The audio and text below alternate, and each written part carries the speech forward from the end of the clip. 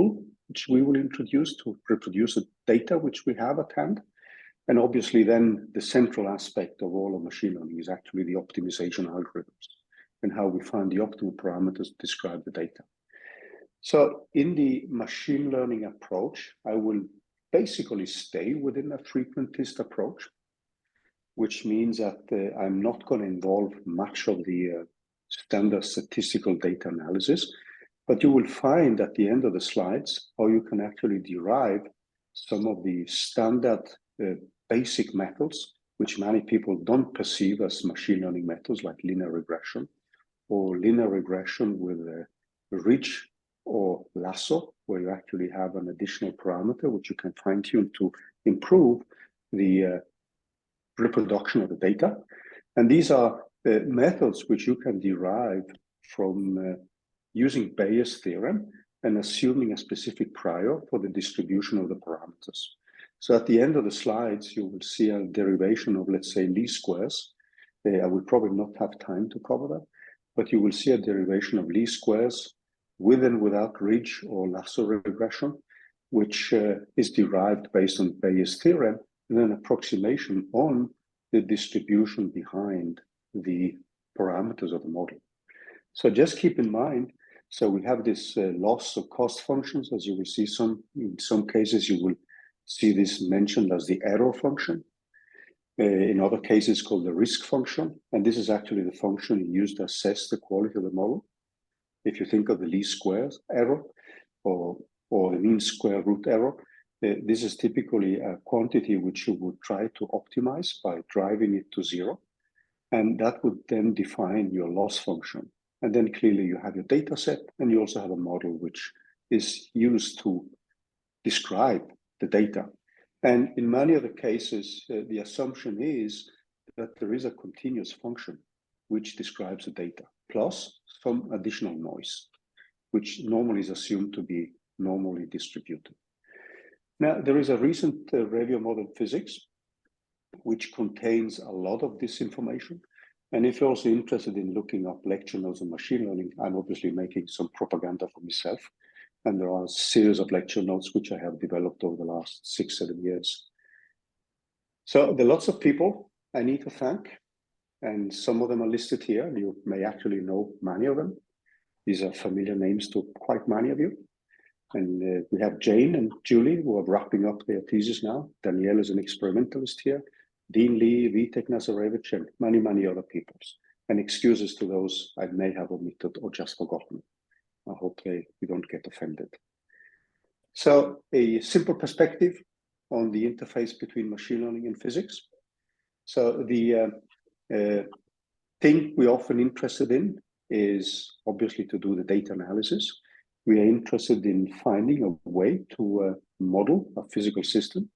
To me, machine learning is an interesting approach in solving many-body problems. And it's in that context, the hope is that this can tackle the increased dimensionalities you would typically have in many-body problems.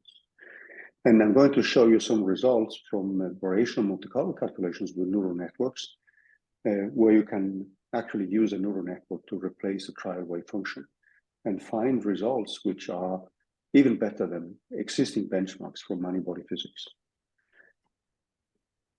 There are lots of text here, so I'm not going to read everything, and some of the slides I will just skip. You should have access to these slides, and you should feel free to just read through them if you want to.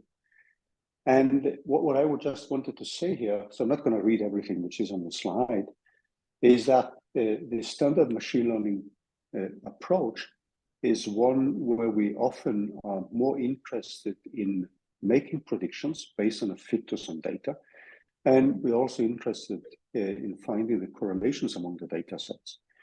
This traditional machine learning approach then has often neglected the kind of need for finding the uncertainties in the parameters.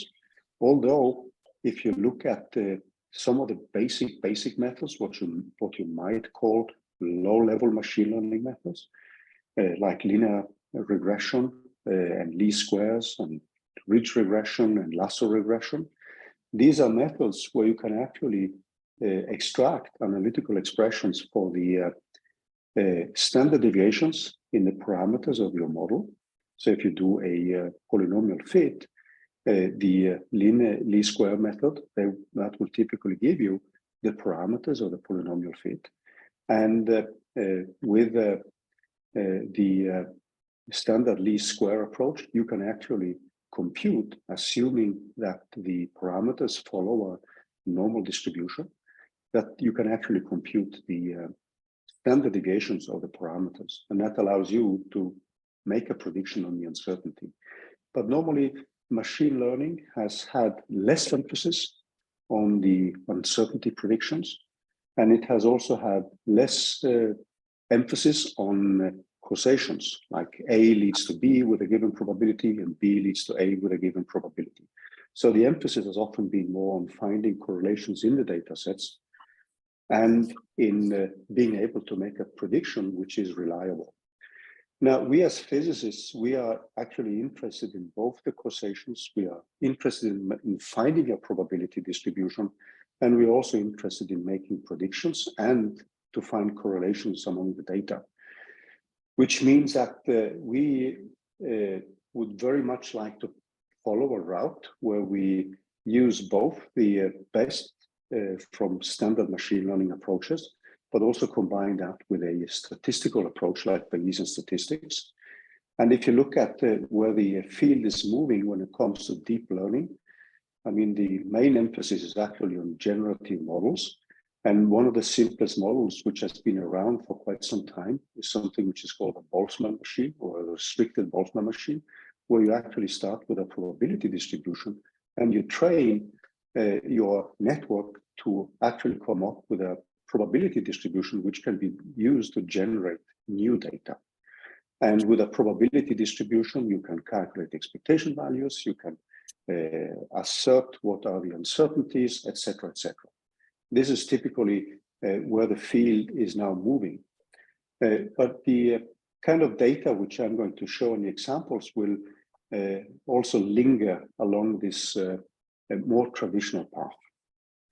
So the typical problems which we end up with are classification problems. So if you want to classify what kind of event you have an experiment, that's a typical example. You have a regression problem, which is you trying to fit a continuous function with some specific model, assuming that the data are represented by a continuous function. And then the goal is actually to construct a function that maps input data to some continuous output values. And then we have clusterings, where typically data are divided into groups with some certain common traits and without knowing the different groups beforehand. And we often deal, I mean, in most of the cases, we deal with either supervised learning or unsupervised learning. But then there are many, many subcategories. But we will mainly focus on both supervised and unsupervised learnings. And as I said, the standard ingredients, which you would typically encounter, is actually the data set. And if you have a supervised learning case, you often have labeled data, and that's typically expensive. And we also would have the second item, which is a model, which we would make up. How do we actually model this data? What kind of probability distribution are we assuming? What kind of assumptions do we make about the model, etc., etc. And then finally, we have a function which we use to assess the quality of the model. And this function is normally called the loss function, or as I said before, you have the error or risk function depending on the field which you're dealing with. And that gives you an estimate on how good the model is in reproducing the data. And the typical model and approach or algorithm which you will encounter in the very beginning in every textbook of machine learning is actually least squares, which you can derive from standard linear algebra techniques. So you don't need to invoke any kind of statistical interpretation. But this is often used because least squares, or you optimizing the mean squared error and finding the optimal parameters, is an algorithm which gives you analytical expressions for the standard deviations and the expectation values of the parameters. And that allows you to make this easy link with a statistical interpretation. So if you go to the end of the slides, which I will probably not have time to cover properly, you will actually see the link between standard ordinary least squares and a statistical interpretation, same with ridge regression, and the same with lasso regression. And these links, they use Bayes' theorem, which I guess you have been exposed to quite a lot till now. So just one thing I wanted to say, and the optimization part is actually the central part. And when you deal with deep learning methods, you will have tons of parameters. You will have a multidimensional object which you want to optimize and find a minimum of, if there is a minimum or maximum. And typically then you enter the field of convex optimization methods, would be one class of methods, and you will find references to gradient methods.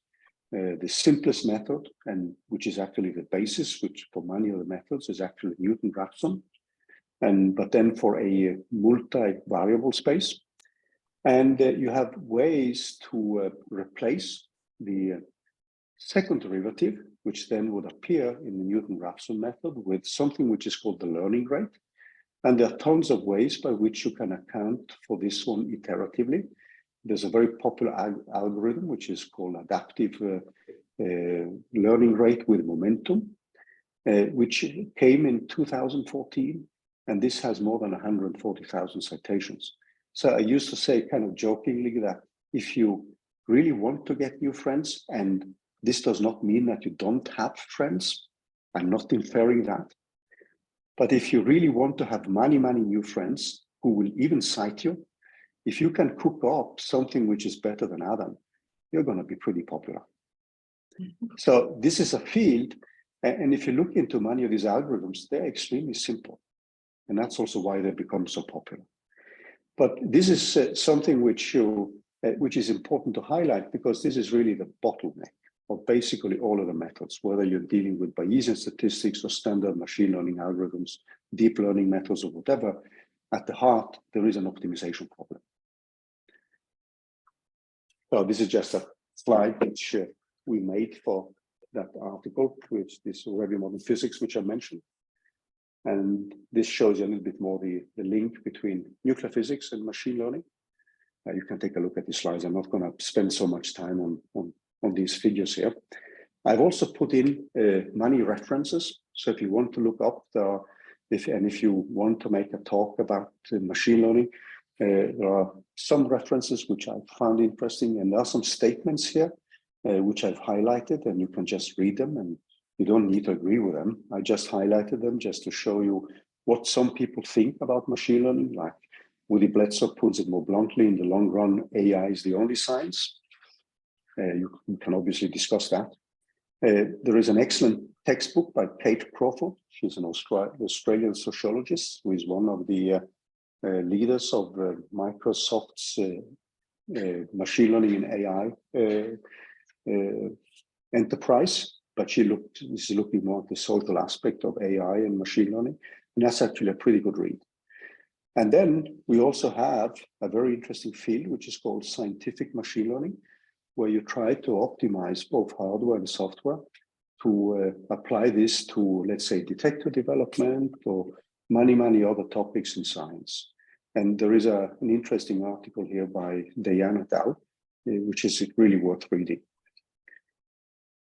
Then, you know pretty well that we have tons of libraries. It's always good to write your own, but many of these libraries are really fine-tuned to run efficiently. And you're probably familiar with scikit-learn. You probably heard of TensorFlow and Keras, which is a wrapper to TensorFlow, PyTorch, etc., etc. And these are softwares which are libraries which are freely available from their respective GitHub sites, and they are platform independent. And the number of developers actually are in the thousands. That tells you a little bit about how many people are actually participating in the development of these software packages. Feel free to stop me or just ask questions. I think on a personal side, there are several things which I like with the field. Not all the methods have still been given a rigorous mathematical justification. So there's a lot of trial and error, which is going on in the field. And sometimes you can hear statements at conferences where people say that we applied this method and it seems to give the best result, but we don't know why. And I think that makes it quite interesting. And you can combine many things from different fields, which you've encountered in your studies. Anything from linear algebra, Monte Carlo simulations, optimization algorithms, statistical data analysis, and so on. And clearly for the job market, I mean, and we've seen that with many of you having finished your graduate studies, I mean, the job market is pretty good actually. And there are many exciting employment opportunities. So that was just a more personal statement. If we look at the nuclear theory, what has been going on there in the last years, we have, I'm not going to read everything here, but these are many of the topics which people have dealt with. And I know that many of you have actually been interested and have even defined many PhD theses. So we have uncertainty quantifications. We have machine learning tools can help to provide predictive capability, model reduction, parameter estimations with multi-scale data sets. The hope is obviously that you can use machine learning to reveal the structure of the models and give us some deeper insight about the physics problem, and many of the other topics. So I hope you can excuse me if I don't read everything which is on the slides, but I just put them up for, they're a little bit dense, but I hope I put them up as a kind of background which you can look up. And there are tons of methods which you typically encounter. You will have the free deep learning methods, like the standard methods like random forest, bagging and voting, gradient boosting, linear logistic regression, which have been around for decades, support vector machines, which become very popular in the 90s, principal component analysis, and then we have the deep learning revolution after 2010 roughly, and where both the generative models, in particular with you generating probability distributions, which can then be used to generate new events, like what we would have with Boltzmann machines and other methods. These are extremely popular for nowadays. And clearly also with Bayesian statistics and Bayesian machine learning. So there's a lot of activity going on. And sometimes you have the feeling that you don't see the wood for the trees. There are many examples in nuclear physics. For those of you who've been dealing with nuclear density functional theory, you probably encountered many of these topics already. Nuclear properties with machine learning, improving predictive powers of nuclear models. Effective field theory has been very popular. I'm at the workshop on lattice QCD and quantum field theory with machine learning, which is a very hot topic. You can use machine learning for data mining and for data analysis, quantify errors, etc., etc. So many of you have already heard about these things. I'm going to skip some slides. I hope you don't mind that. So I'm just going to leave out some of these, but I wanted to highlight some of these references here. So there is a paper which came out in 2019. And if you haven't seen this paper by Mehta et al., this is an extremely useful scientific paper, because essentially all the models and all the calculations which they present in the paper, they have a Jupyter notebook which follows the example. So that means that you can essentially reproduce everything which is in the article. And it's also a very well written report with a bird's view on many of the central machine learning algorithms. Giuseppe Carleo has been one of the promoters of using machine learning for solving many-body problems. And there has been a lot of activity on actually solving many-body problems. And I will show you some examples of that and how you can actually get results which beat the standard benchmarks from Green's function Monte Carlo for many-body systems. Many of you are familiar with the band collaboration. I encourage you to take a look at that. So this is an example of a recent application. So Daniel Bassin, who's an experimentalist at EFRIB, has dealt with reactions in so-called gas chambers. So where you have produced tons of events. So you can produce events up into the tera scale or even more, which means that traditional methods become very difficult to apply because you have too much data. So one of the things which we used then was actually to use a method which is called k-means with clustering to find groups of data sets, which then could reduce the dimensionality of the problem and then be used to used in a traditional analysis. So Danielle, actually, before we started doing this, he said that the last time when they made the data analysis, they used between half a year to a year to analyze the data and the type of events which were of interest, like a one proton event, which then would spiral in a magnetic field. So the results which you see here, the bottom results illustrates a carbon event with a large fraction of noise, which is this one. And some of the data can be, the analysis can be aided by simulations, but the simulations, they are often not able to model properly the noise in the data. So this would be a typical example on how you could use machine learning to reduce the dimensionality of the problem, and then use traditional methods to analyze the data.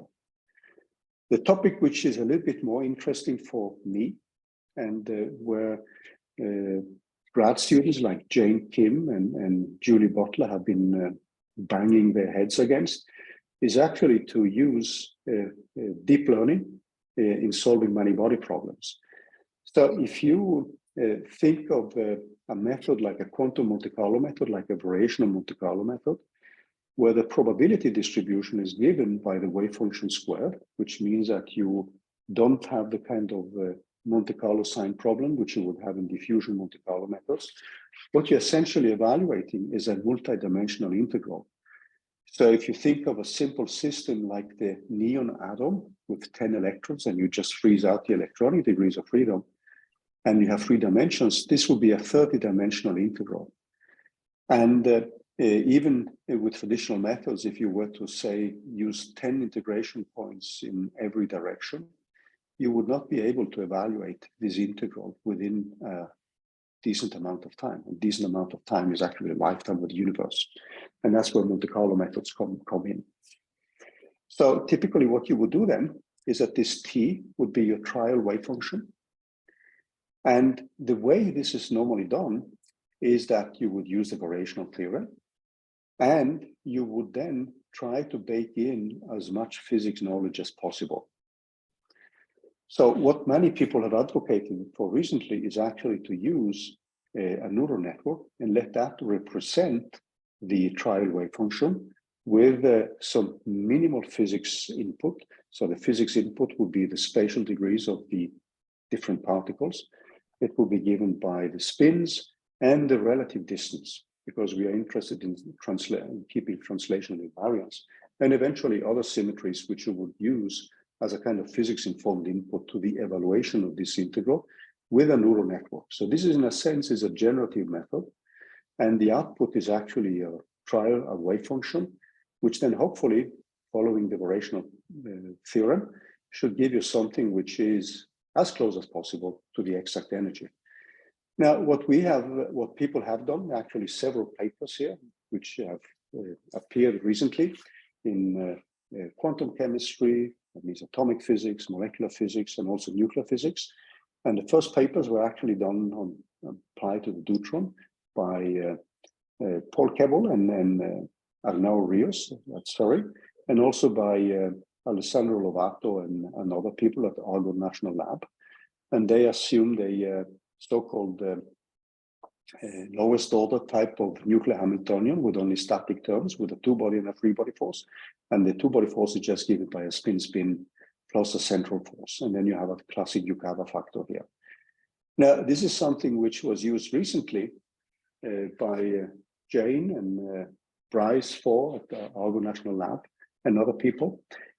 And the result which you see here in orange is actually the calculation which is run with a neural network. And this AFDMC is the kind of state of the art, the solid line here, from diffusion Monte Carlo calculations. And it's seen as a kind of benchmark for this type of calculation.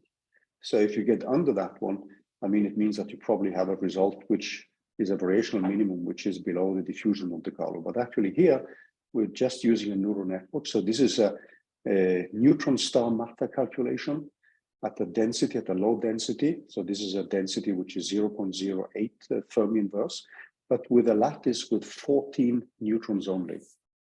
And then with the lattice spacing, you can then define a density. So it's not a calculation in the thermodynamical limit, but it's a calculation with 14 neutrons. And the comparison is then made with a typical Hartree-Fock calculation. And you have then the variational Monte Carlo calculation, where you put in the optimal type of trial wave function. And then you have the diffusion Monte Carlo calculation, which often use a variational Monte Carlo calculation as input. So these are, and the number of optimization steps are actually the number of steps which you use in your back propagation back and forth in a neural network. And you can see now the results are actually really, really good.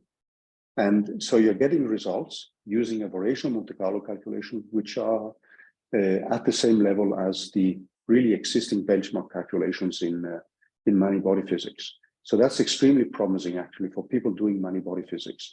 And I think this is one of the more, from a theory point of view, this is actually one of the really, really interesting applications.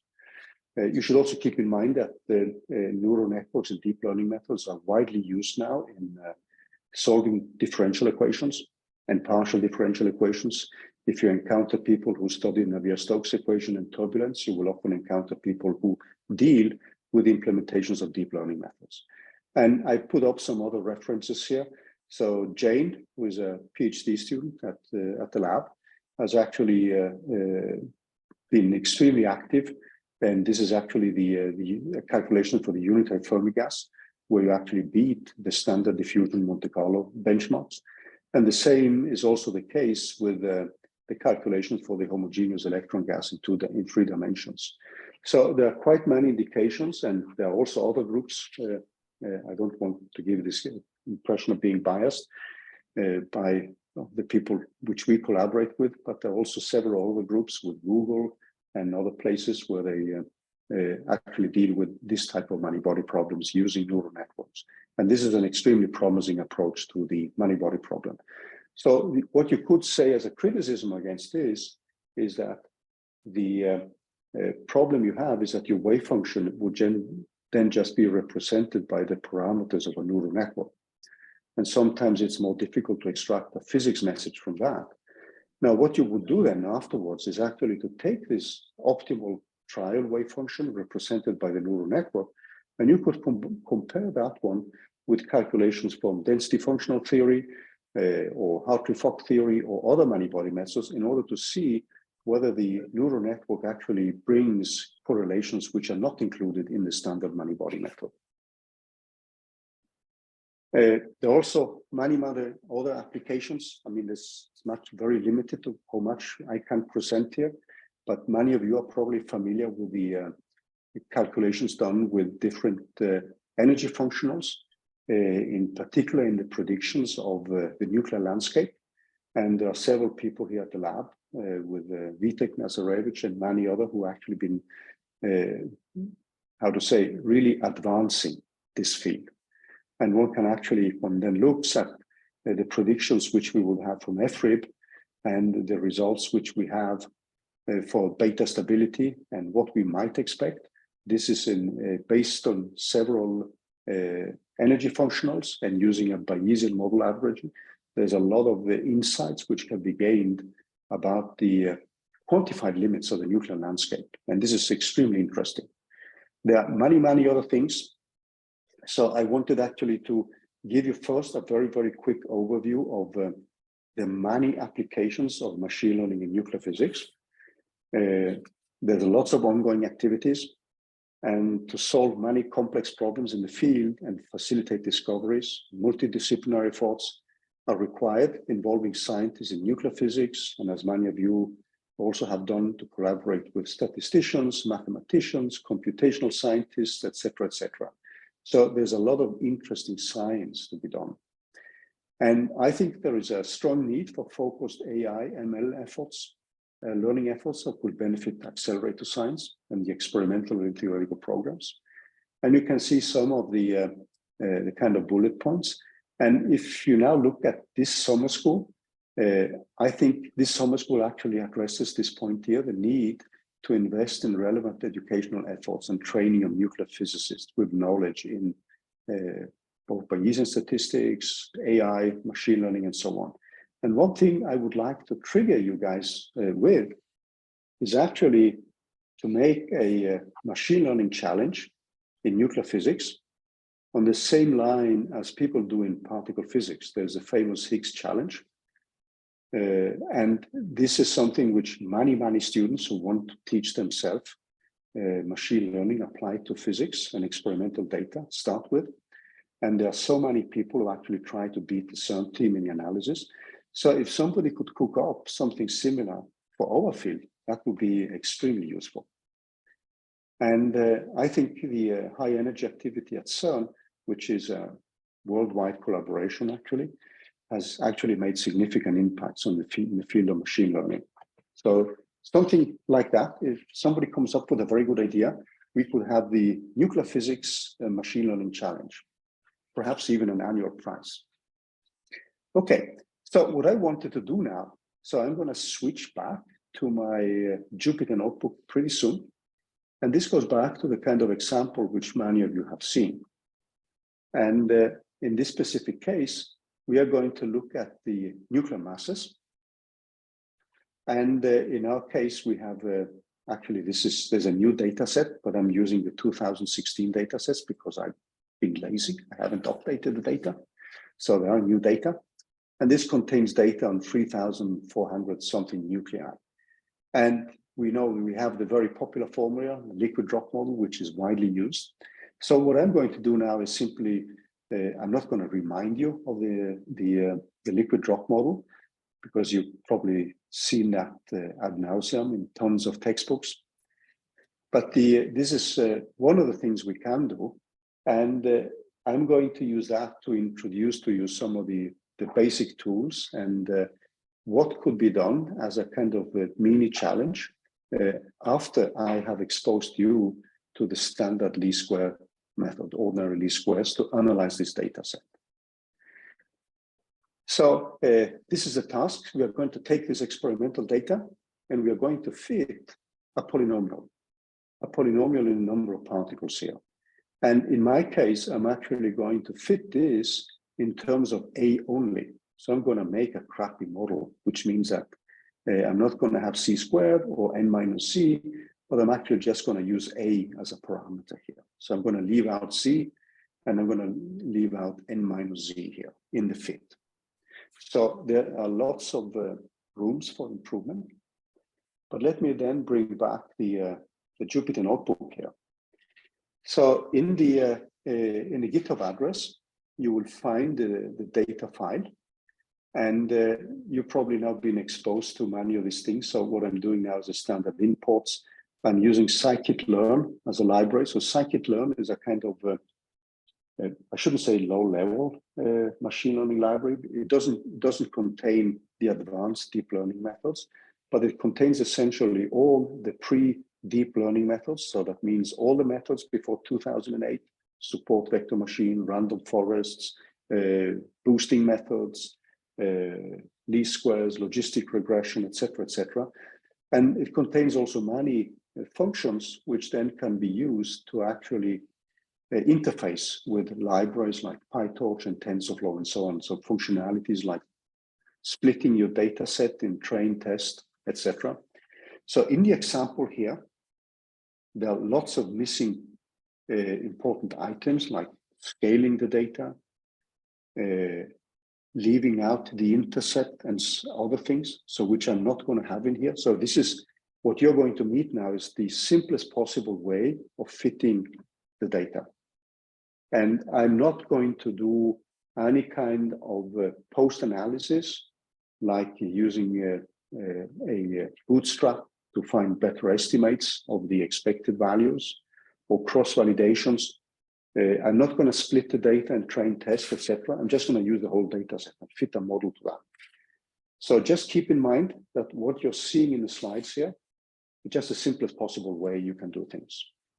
And it's not the way you would actually run this analysis in a more professional way, because then you would typically scale the data, you would take away the intercept, you would add some ridge regression or lasso regression, you would also introduce cross-validation. You would have a validation part, you would have a test part, and you would have a training set. So this is not included here. So please excuse me, but that leaves room for you guys to do something extra. And this is the 2016 data set. So the first thing here, just a beginning. And this function, we can just leave it out. Now, one of the problems with the data set which you have, so the data set is actually given by a Fortran file, which is produced by Fortran program, which is formatted. And in the file, there's actually, the data file, there's actually a kind of labeling of what you might expect. So what you see here are all formatting for formatted output with Fortran. So A stands for a character with one space, I stands for an integer with 3 spaces, etc. And F is a float, etc., etc. So you have to identify and figure out which are the variables you want. And in my case, when you go into this column, I'm just using pandas, which makes life so much easier. And with pandas, which probably basically everybody's familiar with, I'm reading a formatted file, and I'm using these columns because these columns 2, 3, 4, 6, and 11, they contain the number of neutrons, the number of protons, the number of protons and neutrons, the element name, and the binding energy.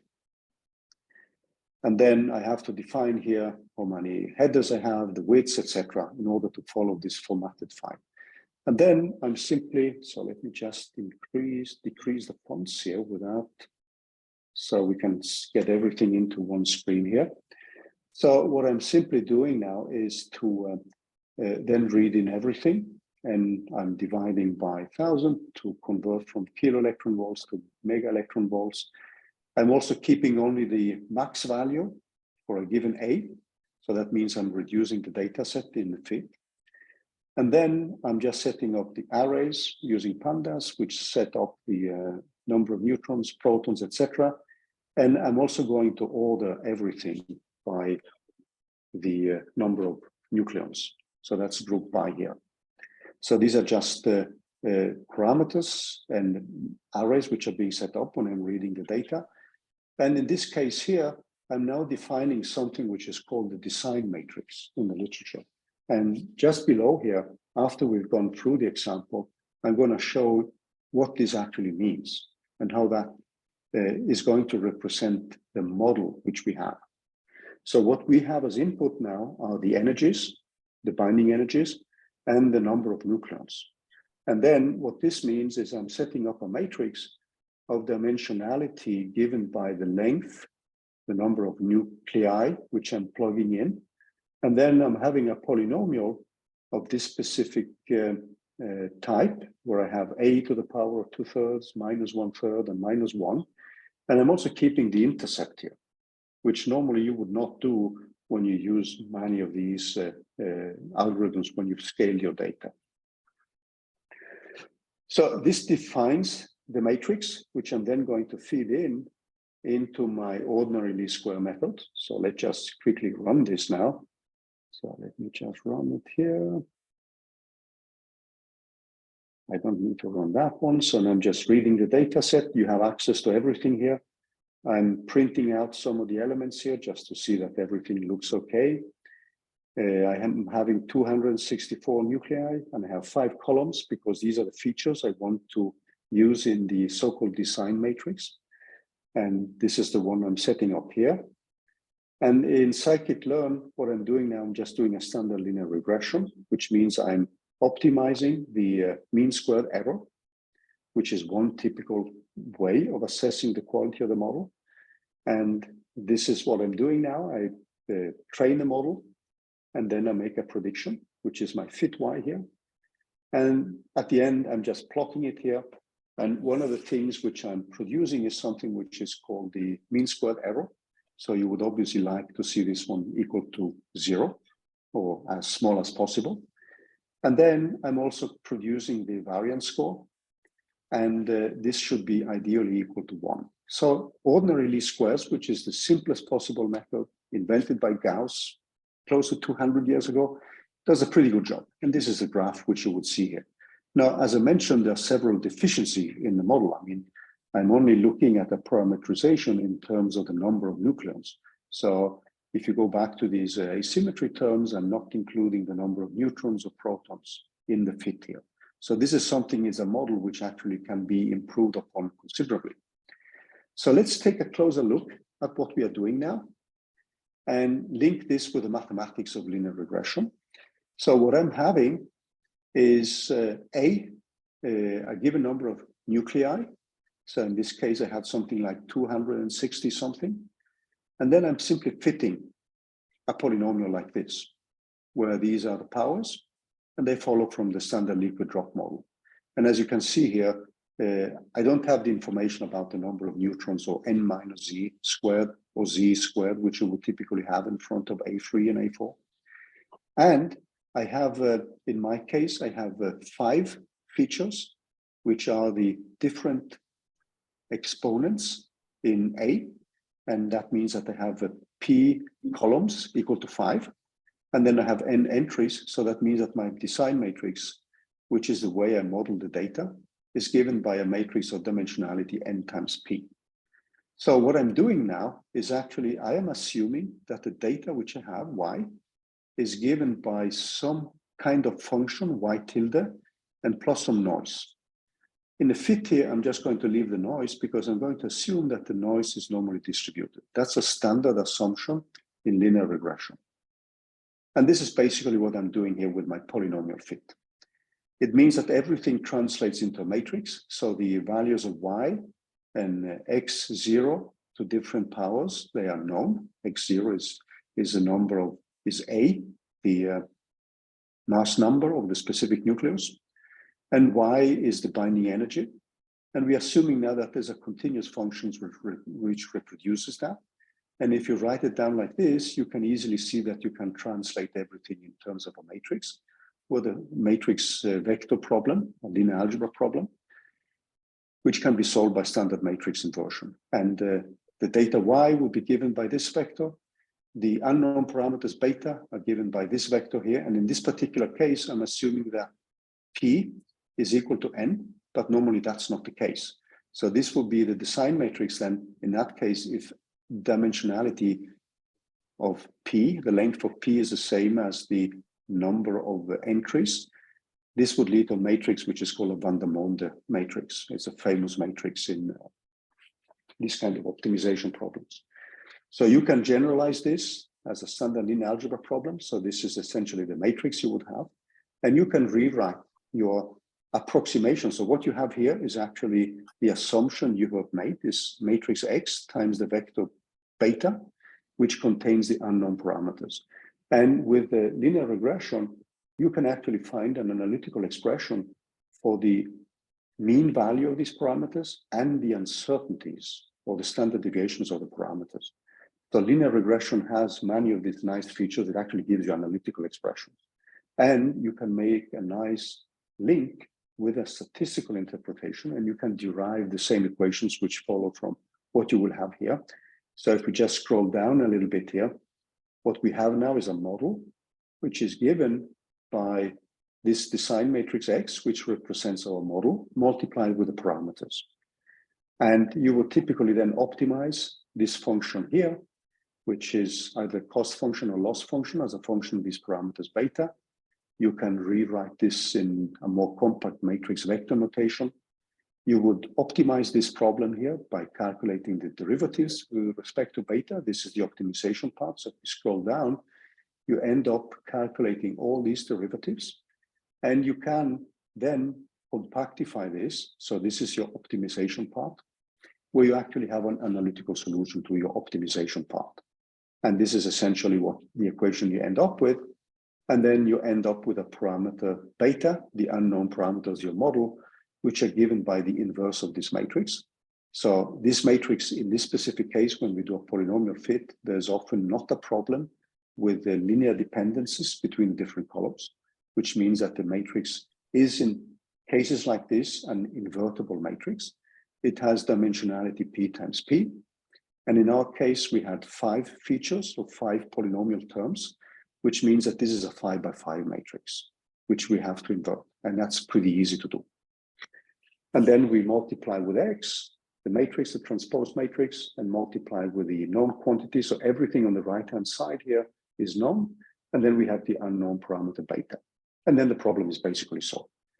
So if you can actually get a very good reproduction of your data with ordinary least squares, the kind of take is that there's no need to actually go beyond that. If ordinary least squares does the job, I don't see much reason for why you should invoke something which is more advanced.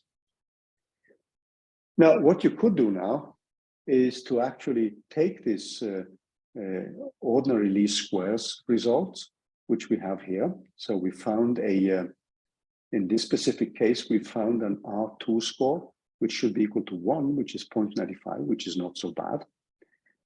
But we could now say, what if I now just take a neural network and I take the same matrix X, and I'm going to stop pretty soon here because I just wanted to show you how you could use a standard neural network to actually solve the same problem using the same design matrix. And what I would do now, I would take and keep in mind now that I'm not splitting my data into train and test and validity data. I'm just using everything as training. So that means that there can be problems with overfitting. So this is just to get people a bit started, because I wanted to present a problem for you, which could be interesting to look at using Bayesian kernel regression in order to improve upon the standard linear regression, because that allows you also to get error estimates on the parameters. Now, in this specific case, so I'm going to be a little bit short, and I hope you can excuse me for that. This is a shallow neural network with only 100 neurons in a hidden layer. These epochs is actually the number of trials you do in the calculation of in the back propagation algorithm, which is actually reverse mode of auto differentiation, where you then update the parameters. So you can think of this as you running through everything 100 times and then taking the average. And we have a parameter eta here, which is the so-called learning rate, because we are implementing a gradient, which in principle should be multiplied with the inverse of the second derivative. This is called the Hessian matrix. So if you have, let's say, a neural network with 10,000 parameters to train, that Hessian matrix would be the second derivative of your cost function, and it would have a dimensionality of 10,000 times 10,000. It would have to be inverted when you implement the Newton-Raphson method immediately. And you would do these iterations for 10,000 parameters. You would do this at least 100 times. And that tells you how many times you actually need to invert a matrix in every iteration. So this is normally replaced by a parameter, which is called the learning rate. And this goes back to this algorithm, which I mentioned, which is called ADAM, which is a kind of default with scikit-learn. So scikit-learn has a kind of thin neural network implementation. This is a feed-forward neural network. And you follow the regression problem, you will call this multi-layer perceptron regressor. The hidden layers size is now given by the number of neurons or nodes or units. It has by default one layer. It uses this ADAM method I mentioned as a way to train the learning rate. So you give it a guess, which is given here in this log space. And then it has a hyperparameter, which then is trained using an L2 norm. So this is an additional hyperparameter, which is tuned in order to find the best possible R2 score. Now, in this specific case, what I do then, I call my multi-layer regressor. I train the network with the training data. There is no tests train splitting. I'm not looking at cross-validation. I'm not looking at the danger of overfitting or underfitting. I'm just running through it. So the results with this first shot is actually something which you will see is not the best one. And then I calculate the score, which by default here is the R2 score. So if I run this now, You will also see that you get a warning that it needs more iterations to find the optimal values. But in the plot here, so let me see if I can just squeeze that in. I should have made this differently. Let me just, okay. So what you will see, the training accuracies. So ideally we should get 1.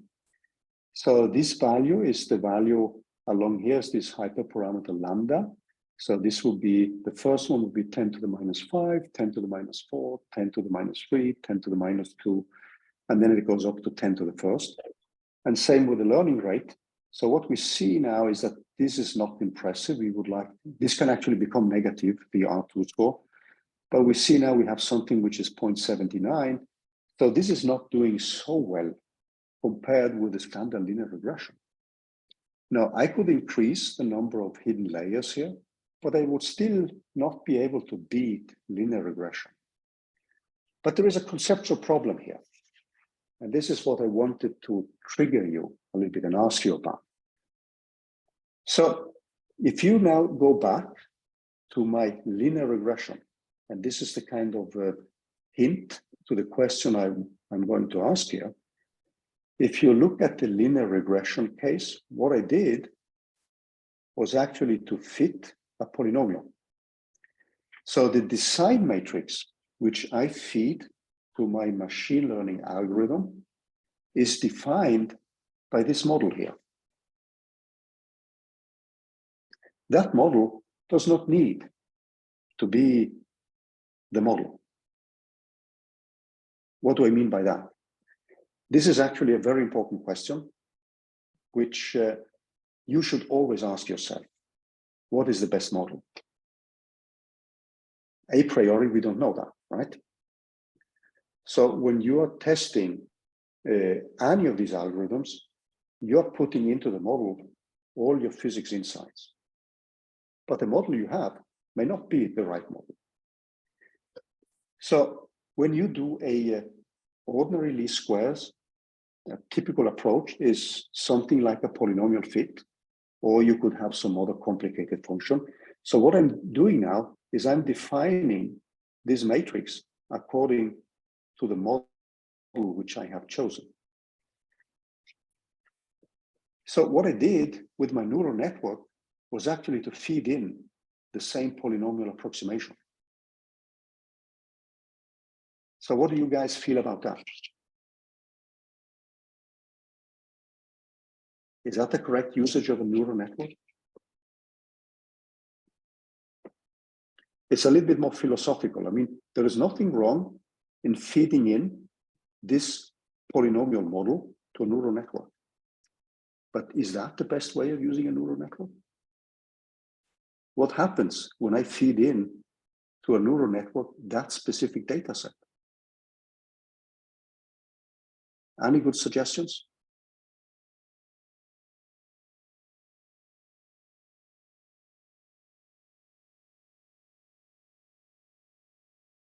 It seems to be a total silence. I can see a hand in the back there. Or is it a hand in the back? Somebody who has some comments to that? Well, so just to break the silence, I don't know if you can hear me. Yep. But it seems to me that the neural network might want to use those powers in a different way than when they're combined in the original model, or maybe not be constrained by using those powers. Exactly. So in a sense, I think that's Frederick. Is that you, right? Is it? Yeah. So what we are doing is actually we are misusing what a neural network has the capability of doing, because we actually constraining a neural network to fit this specific polynomial. So a neural network, ideally, if we use the universal approximation theorem, that should be able to find this continuous function, which represents our data set. And it should be able to find perhaps an even better model than what we have put in here. So these discussions about models is a very, very important thing, because we, in a way, try to bake in the kind of physics insight which we have in one way or the other. So if we do this, we're actually constraining the neural network to fit something which gives us these parameters here, or this kind of parameterization. So in principle, what we should do with a neural network, we should actually do something. If we scroll down here, I've actually added an example where I actually just feed in the nucleus number. And then the value which I want to reproduce is actually the binding energies. Actually, this is also something which doesn't give you an impressive result. So this is actually an example where often a simpler method does a better job. So there's nothing, there's no need to bring in a more complicated approach when a simpler algorithm actually does a job. Now, there's also another reason why I wanted to bring up linear regression. And that is because and this is a challenge I wanted to give you guys, because if you look at scikit-learn's library, that has baked in what's called kernel regression with a Bayesian approach, but using Gaussian processes. So this is something which you could actually take the model or the approach which I gave you with ordinary least squares, or ridge regression or lasso regression, and you could actually bring in all the kind of topics from Bayesian analysis, which you've heard of from yesterday, and that would also give you a proper error estimate on the parameters of the model. So this is typically the way you would proceed nowadays when you're analyzing this type of data. So I'm going to leave that as a kind of challenge to you guys. I mean, you can take these notebooks and try to reproduce them with standard ordinary least squares. You can add ridge regression or lasso regression to it. But what I would recommend, if you have time to do that, try to implement scikit-learn, and scikit-learn has actually a very good, if you click on the link here, scikit-learn has a very nice library, which is well documented and tells you how you can use kernel regression or Gaussian processes and ridge regression. Now, I know that I've only had 1 hour. There's a lot of background material, and I've put in linking regression analysis with a statistical interpretation and a little bit about the assumptions, the kind of expectations values which you would get for the different parameters, like these are the parameters of the model, this parameters beta. You can actually calculate analytical expressions for them. And you can calculate the variance, and from that you can calculate the standard deviation. And if you scroll down here, I've added the derivation of ordinary least squares from a standard Gaussian distribution, because these expectation values, which you see here, they are used to motivate the distribution of the data points, which you assume is a Gaussian. And below, you will also find the derivation of the same thing using maximum likelihood, and also using linking this with Bayes' theorem and with what is called ridge and lasso regression, which are some of the kind of simpler standard methods or basic methods which you will encounter in essentially all machine learning textbooks. But the nice thing, as I write here with standard linear regression, is that it's a kind of method of choice, and you saw that with the fit to nuclear masses. It allows for an excellent introduction to central machine learning features, and I would say I claim actually understandable pedagogical methods, links to other methods. You have analytical expressions for the fitting parameters. You have analytical expression for statistical properties like mean values, variances, confidence intervals, and more. And this allows you to kind of build up your intuition about what enters more complicated models. So I actually wanted to end this with a kind of challenge here, is actually to replace the standard linear regression, if you get time to do that, with a Bayesian kernel regression or ridge regression, and see what that gives. So that's a challenge I would like to leave you with. And I know that I try to cover too much. Please feel free to use this material as you want. And if you have questions, never hesitate to ask. I'm sorry for not being in person. I really regret that, because this is being in person is just a totally different experience. Thanks for being so patient. Thank you very much, Morten.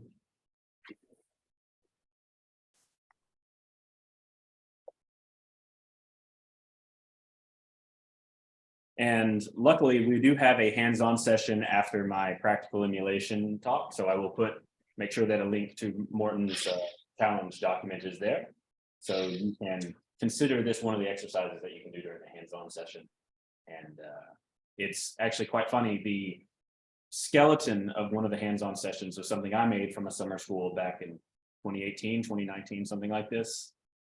That is based off of the one in Morten showed. So there's the snake is eating its own tail at this point. But all right, thank you very much. Frederick has a comment or question. Yeah, my comments. Professor Morten, I'm just so delighted. I hope you find today really is a perfect message. I feel like present to people to say why it's important to understand machine learning, and also to remember that oftentimes, and in the example that you showed here with, I think that's the liquid drop model, right? The model that we were looking at here with the powers of the atomic number, the liquid drop or the binding energy. Is that what that model is? Yeah, it is. Yeah. So that linear regression can do as well as a lot of different other things, and sometimes better. But what I'm most excited about from hearing you just present this challenge is that there's actually a fundamental reason why we should always try, when we're faced with something as simple as linear regression, we should always try to hit it with a Bayesian methodology, because even though it's maybe nothing more than a rule of thumb, it happens just over and over again that people notice that the uncertainty quantification that we derive from an ordinary multivariate linear regression is almost always underrepresenting the uncertainty that we have. In order to get a better and more honest representation of uncertainty, it's almost always the case that a Bayesian methodology will provide a better, a little bit broader, so-called error bars, if you will. So it's really a great reflex to take something which seems to be working really well using a linear model, even though it's based on these powers, but that comes from the physics, so it's still a linear model. Hit it with the Bayesian methodology using a Gaussian process regression, for instance, and that will enable us to get a better quantification of uncertainty, more honest. And there's tools that we can use, which we haven't talked about. We probably won't have time in this summer school to talk about the tools, which show without any doubt that ordinary frequencies of linear regression almost always underreports uncertainty, while a Bayesian linear regression with exactly the same model will spit out approximately the same answers in terms of the point estimates for the parameters, but will provide a little bit wider and sometimes significantly wider credibility bands, and that's just a more honest way of doing statistics. So thank you very, very much, Professor Morten, for pointing towards this challenge. Yeah, I just have one thing to add. Is that so? Even the nuclear masses is one of the first things which we encounter when we study nuclear physics. And even though I hope nobody gets offended if we just do a polynomial fit, but we have this possibility of keeping things simple. And by applying many of these methods to simpler cases, that's hopefully something which can allow us to gain some more insights about the strengths of the way we do the analysis. And as also Frederick says, I mean, we as scientists, we want everything. It's like Winnie Pooh. We want both milk and honey. We want correlations, predictions, causations, and uncertainties. So we want everything. And that's in that kind of search. I mean, this is it's the kind of the nuclear masses actually give you a model which we think we understand, and at the same time, it's not that difficult to study. So that was the hope why we brought this kind of model up, actually. All right, great. If there are no further questions or comments, we can go to the coffee break. And let's thank Morten again. Thanks, guys.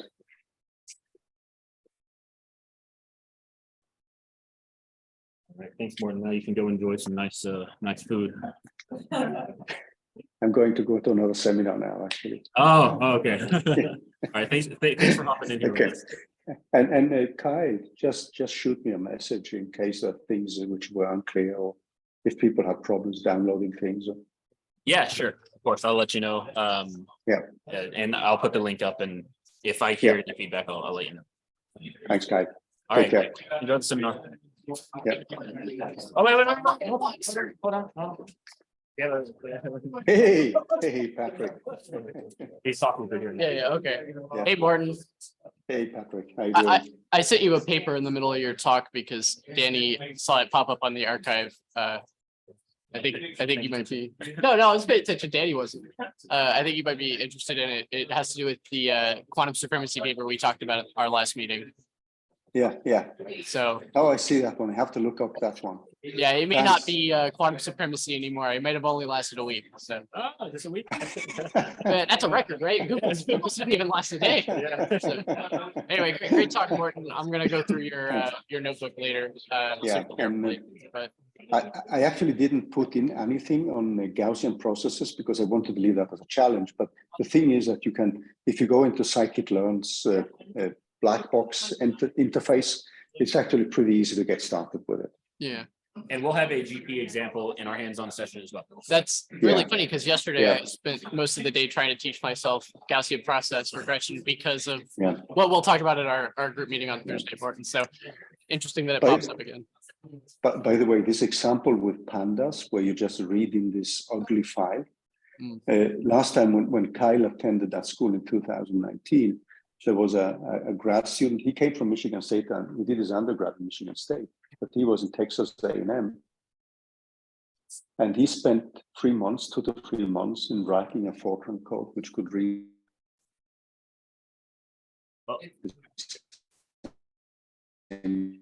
data. And when he just saw this, We actually lost you for the last. now this guy had to write a Fortran program to read this data file and convert all the arrays and so on. And he spent 2 to 3 months on that. Oh, And with when he saw this panda statement, just 2 or 3 lines, it's he got so frustrated. that's the word. You saw gloom and cover his face, you know. Yeah, Oh, boy. exactly. Well, Okay, lads. All right, great. See you in Italy in a couple of weeks, Morten. See you guys. Take Bye. care. Bye. It's like an hour and a half. Why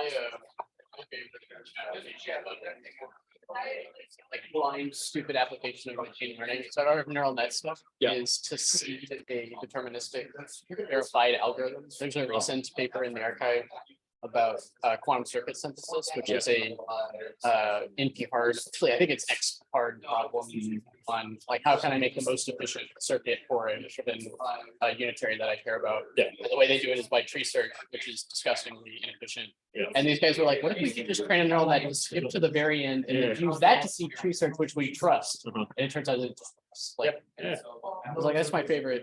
Oh, what if we could just start at the answer? Yeah, no, we've actually considered this a lot as emulators in general, as a speed for any math. Yeah, absolutely. And stuff where for steps. It's probably the best. It's better than a harmonic oscillator. Yeah. Or what's the other one that people talk about? Modified Ising. Oh, yeah. All of What do these. they do? They do Holstein Primitive on a modified Ising. It's effectively a harmonic oscillator with a slight and Yeah. And there's like, you have to go through like 8 pages of narration to get there. Oh, now it works. Don't tell anybody what it is.